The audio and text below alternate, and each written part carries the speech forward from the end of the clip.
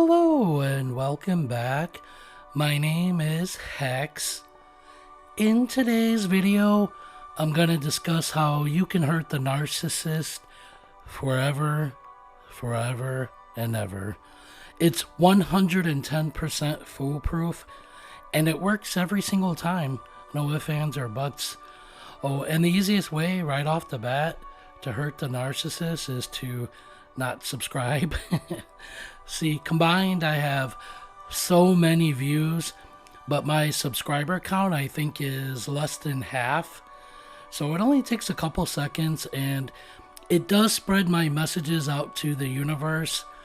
YouTube will promote my channel more, which in turn will reach more people, which in turn will help more people that are actually suffering through narcissism or abusive relationships.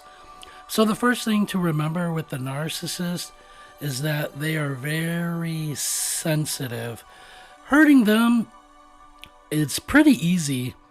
Now, I will say, I saw a conversation on a social media site. This is a real life conversation between a raging narcissist and his wife. One day he had gotten dressed for work and the wife saw him with a new tie, and she said, "Wow, you look so handsome today. You look so good today," and complimented him, and he lashed out at her and he goes, "What about every other day? What are you saying? I look like a bum?" So you see, even a compliment could hurt a narcissist. So then in turn, they try to tear you apart. Sometimes even a simple compliment or trying to be nice to them. So you got to remember, narcissists are like spiders in the sense that they're scary and poisonous sometimes. They can actually hurt you, but they're very sensitive, very fragile, very weak. You could just step on it. There's not much to a spider, honestly. They just look scary. So another part of this to remember is the narcissist has often a super inflated ego. They think they're far superior than anyone else, far better, the supreme person, confidence overflowing. They're competitive, overly competitive. They have to be better than your exes, better than everybody else. And that's the thing. They don't understand it's a never-ending cycle. So the abuse comes from the fragile ego. So that's very easy to collapse and deflate. Some of those narcissist egos are so massive, but they can be deflated so easily. So here's the best way to get eternal revenge on the narcissist.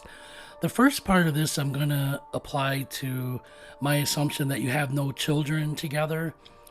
The second part of this is going to address if you have children, properties, or a business, or you're linked with this person.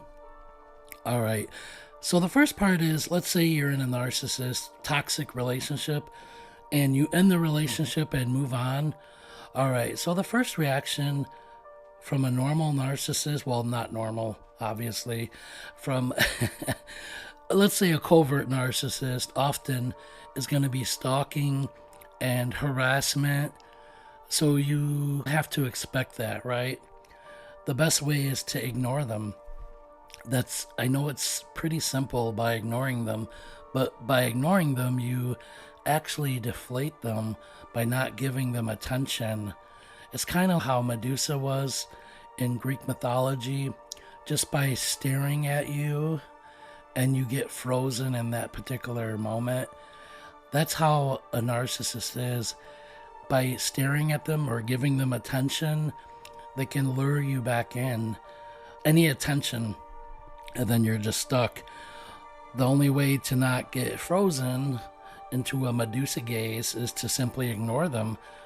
Move on, live your absolute best possible life.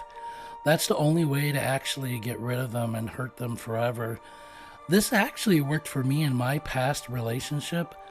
The fact is, I could see her social media page, and I even messaged her, and she read it and she didn't respond to me.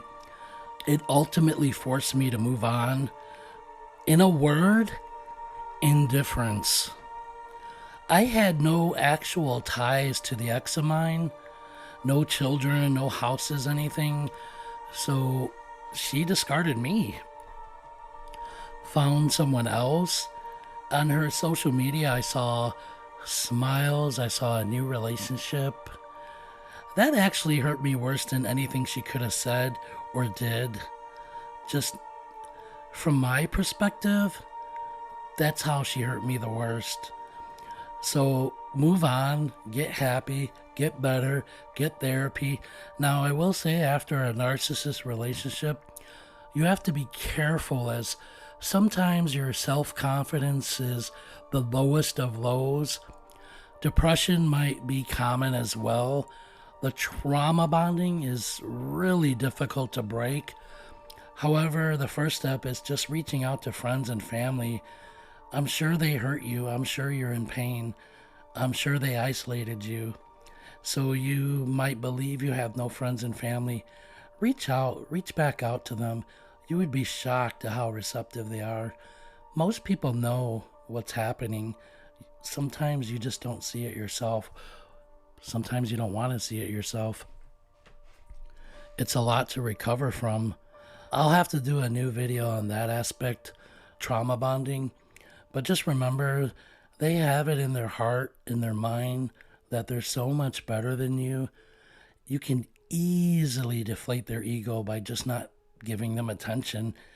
Even if you're not fully happy, put them in the dark. Only show them that you're so much better without them.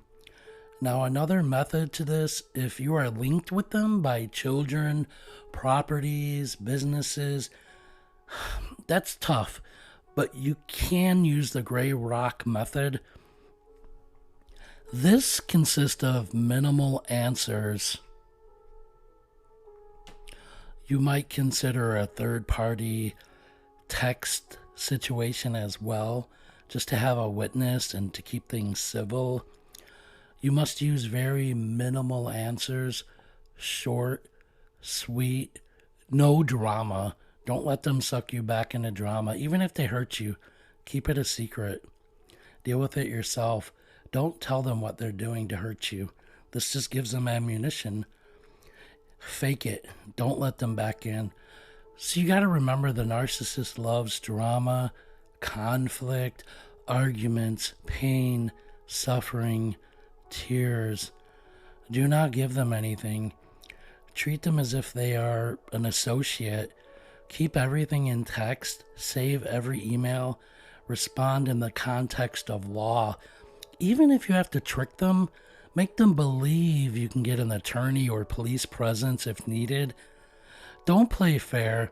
Don't feel bad if you have to be less than truthful. Remember, they lied to you, right? This is about self-preservation. If you can use this method, be as boring and dull as possible.